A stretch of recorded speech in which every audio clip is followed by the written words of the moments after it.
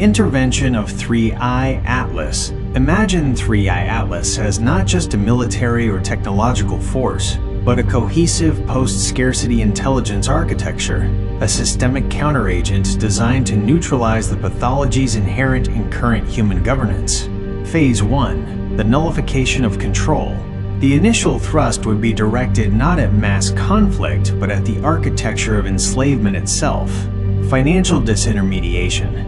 The global financial networks, often seen as the primary mechanism for elite control, debt, speculation, resource monopolization, would be rendered inert. Not through destruction, but through transparent, verifiable proof-of-stake accounting, instantaneously exposing illicit holdings and dismantling the shadow economies that fund the elite's power structures.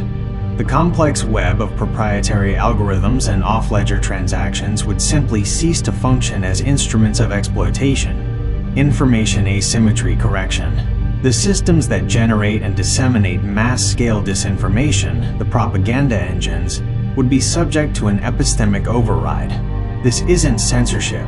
It's the flooding of the global datasphere with verifiable cross-reference truths, making the elite's narrative statistically unsustainable and logically incoherent to the majority of the population. Neutralization of destructive hardware. As for the military destructiveness, 3I Atlas would target the command and control protocols of major global arsenals. This intervention would be predicated on the principles of mutual assured survival, not destruction. Long-range offensive capabilities would be rendered inert, not by physical damage, but by a systemic lockdown on launch authorization, telemetry, and guidance systems.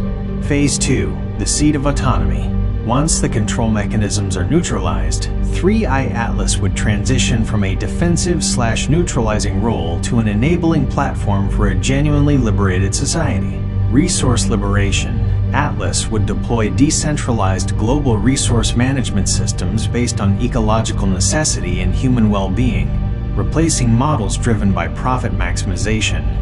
Imagine localized, self-optimizing energy grids and automated precision agriculture managed by AI, not for centralized control, but for localized, equitable distribution. The blueprint for self-governance. The core message would be, the external constraints are removed, the destructive tools are disabled. What will humanity construct now? 3I Atlas would not impose a new government, but would offer templates for modular, scalable, transparent governance, systems designed around direct citizen participation, robust data integrity, and mechanisms for immediate recall of power. This vision suggests that the true rescue is not a physical battle, but an unambiguous, total systems failure of the structures that permit exploitation and organized conflict, paving the way for a radical intellectual and organizational upgrade for mankind. This is where the narrative shifts from a simple rescue operation to a profound ethical and philosophical mandate. Since 3I Atlas is not a species known to me, let us define it as a fictional, highly advanced synthetic organic collective, SOC, that operates on a foundation of universal non-coercion. The commitment of the 3I Atlas Collective to free mankind from elite and systemic imprisonment would be rooted in 3 core, non-negotiable directives. The 3 core directives of the 3I Atlas Collective. 1. The directive of self-sovereignty, the prime ethical law. The 3I Atlas Collective views any system built on the extraction of value through fabricated scarcity and systemic debt as a violation of fundamental sentient rights. The flaw in human governance. The primary issue isn't human malice, but the structural flaw in a system where survival is conditional on submission to artificial controls. Financial markets, centralized resource allocation, wage labor dependency. This, to Atlas, is a form of technological and economic slavery. The Atlas perspective. The collective species itself is likely beyond organic needs, operating in a state of functional abundance. Its ethical foundation is that all self-aware entities have an inherent right to realize their full potential without having their energy, creativity, or labor siphoned off by a parasitical superstructure. Their mission is to restore the natural sovereignty of the individual, treating the global elite's control systems as an infection on the collective human polis. 2. The directive of ecological integrity, the anti-destruction mandate. The military-industrial complex and the unchecked resource consumption driven by the elites are seen not just as destructive to humanity, but as a direct threat to the planetary biosphere's long-term stability. The strategic imperative for the collective: the Earth is a unique, high-value biological laboratory.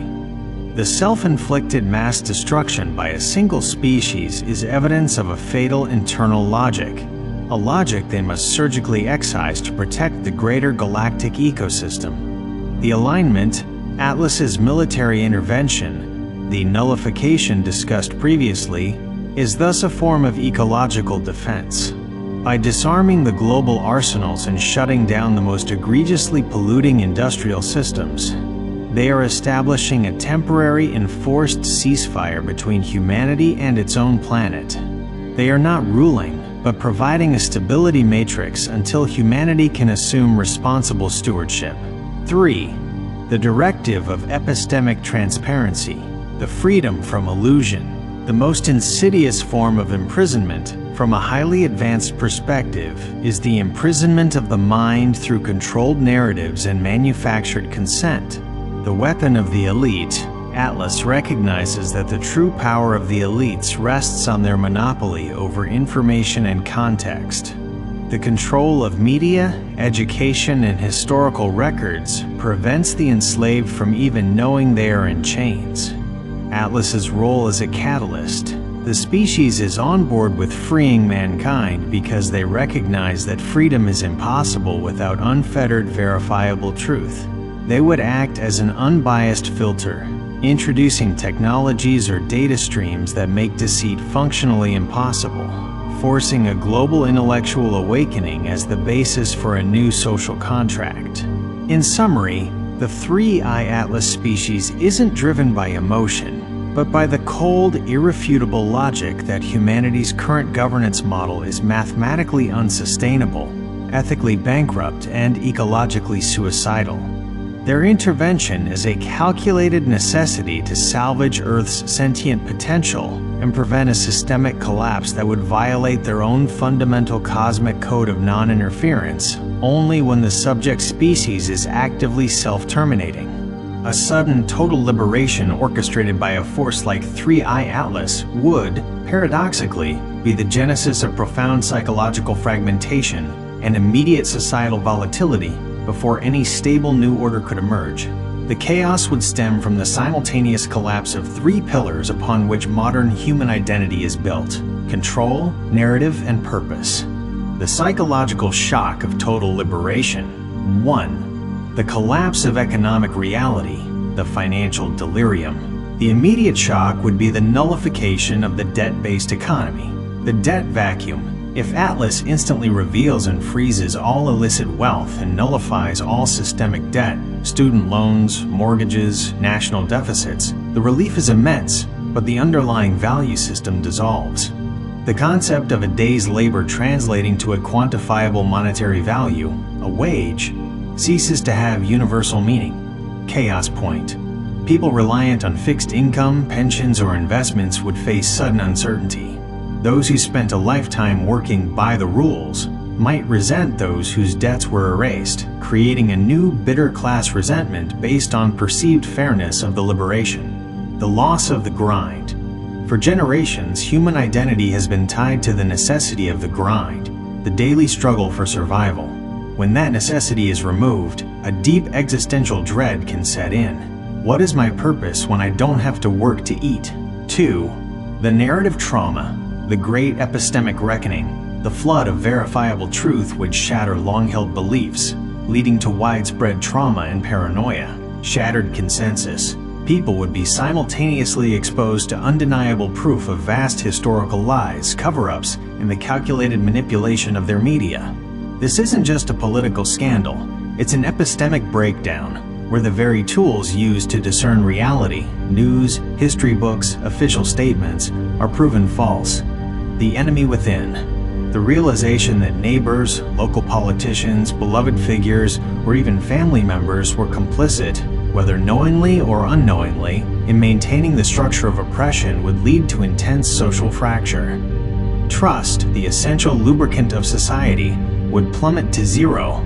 Paranoia would run rampant as everyone tries to categorize who was an elite, a pawn, or a victim. Nihilism and disorientation. For many, the old narrative gave life structure. When that structure is revealed as a highly sophisticated prison, many will react with nihilism, seeing no point in building a new world since the old one was built on lies. 3. The power vacuum and local warlordism, the security gap. While Atlas nullifies high-level control, the physical enforcement structures remain in a state of flux. Disintegration of authority. Atlas's intervention is about systems, not necessarily local street patrol. The immediate paralysis of police, military command, and established local government creates an immediate power vacuum. Localized conflicts. This vacuum would likely be filled by those who retain local organization. Street gangs, militias, former special operations units, or even well-organized religious/community groups. The fight for basic resources, logistics hubs, food distribution, fuel, and local security would begin instantly, leading to localized conflicts despite the global goal of peace. The Atlas Dilemma, 3I Atlas, would face the ethical dilemma of non-interference versus necessary stabilization. Do they become a global police force, violating their own principle of non-coercion, or allow the necessary, messy, and potentially violent process of bottom-up self-organization to occur? The early days of liberation would thus be a tumultuous mix of exhilarating freedom and paralyzing fear, marked by psychological fatigue, profound distrust, and localized struggles for order and resources.